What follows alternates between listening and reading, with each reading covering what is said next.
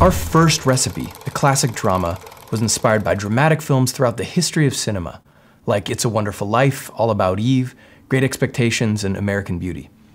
Dramas are powerful stories about characters with intense internal conflicts, and it's the master chef cinematographer's job to tell that story visually. Since this is a classic drama recipe, we want to stick to traditional ingredients to express the story and emotions with more subtlety than some of the recipes you'll see later. We want the camera and lighting techniques to be effective, but inconspicuous. This scene is about a girl who's at the end of her rope and a guy who won't let her give up. Let's take a look. I'm tired of encouragement. Be tired. Be exhausted. Fall flat on the ground. Because I believe in you. Tell me I'm terrible. You're incredible.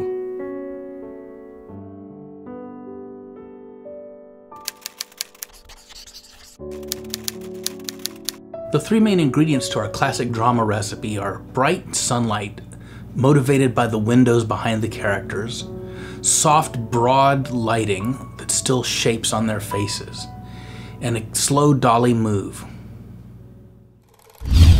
There are two competing emotions in the scene: Danielle's struggle and despair, and Roland's hope and determination. So Brad's challenge as a cinematographer is to visually convey hope overcoming despair with a gentle, tasteful, and heartfelt cinematic approach. First, let's talk about where we put the camera. The master is a medium-wide 50-50, which means the characters are equally split in the composition.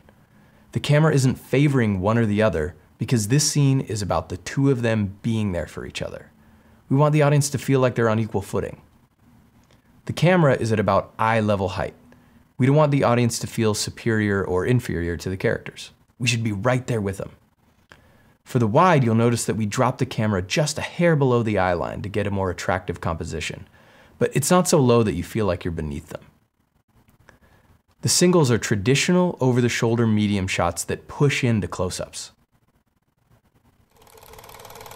One of the main ingredients in this recipe was a gentle dolly forward in the singles, and we used a slider to get that. Well, I would do a couple of over the shoulders, and I would also do a push-in on them. The emotion is building in this scene, so we're pushing in to magnify that as we get closer and closer to their face and they get more and more intimate in their dialogue. What's great about these push-ins is that when the shot starts off, we visually connect the two characters by having the other person dirty in the shot. Then, as the camera moves forward, the audience is visually and emotionally brought closer to the characters.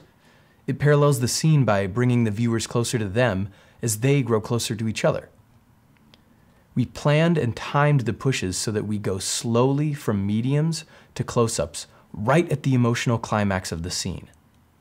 Thinking ahead so that your pushes start and end with the framing you want to support the emotional sequence is a key ingredient to telling the story visually. A push-in camera move gives you foreground against background movement, which is one of the key ingredients to adding depth to your shot. A zoom just enlarges the image, so it doesn't add depth and it might actually hurt it. But why? It's because our eyes have prime lenses. If something grows larger in our field of view, it's either moving towards us or we're moving towards it. Either way, the juxtaposition of foreground against the background is changing. But with a zoom, it doesn't change at all. You'll notice we also crabbed the master shot left to right. But why would we do that? In this case, the camera movement was for the flow of the edit. Watch how it breaks the flow of the scene if we cut from a moving push-in out to a static wide and then back into another push-in. By having the wide shot move, the edit maintains a smooth visual movement and rhythm. I'm tired of encouragement. Be tired. Be exhausted. Fall flat on the ground. Because I believe in you. Tell me I'm terrible. You're incredible.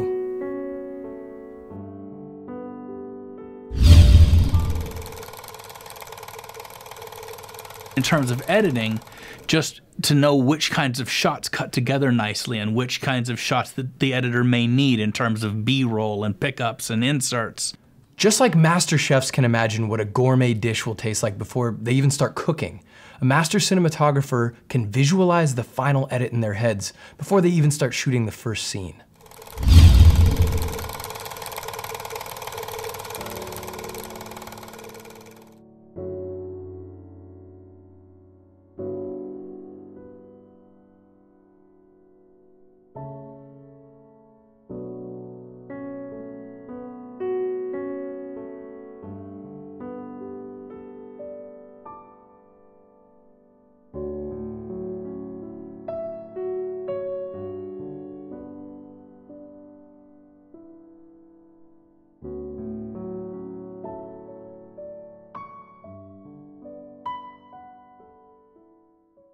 Through these two back windows, I've got a couple of raking backlights on them just to play the window light in on them.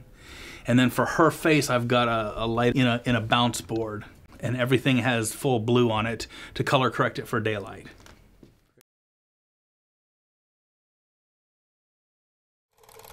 What better way is there to convey the idea of a ray of hope during a time of struggle than literal rays of sunlight coming in through the windows? In this recipe, we use sunlight as a backlight. It surrounds our actors in a soft, hopeful light.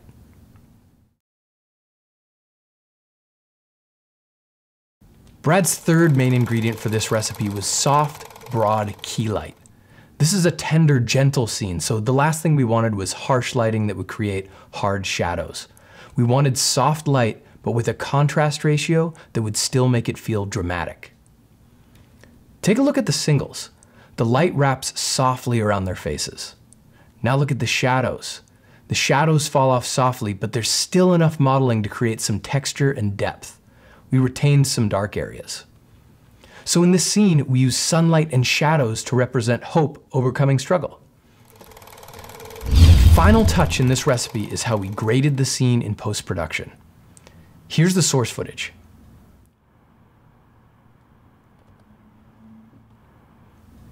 And here is the graded footage. The change is subtle, but it really brings the scene to life. To get this look, I used our FilmStyles plugin, which you can find on the resource page of our course website.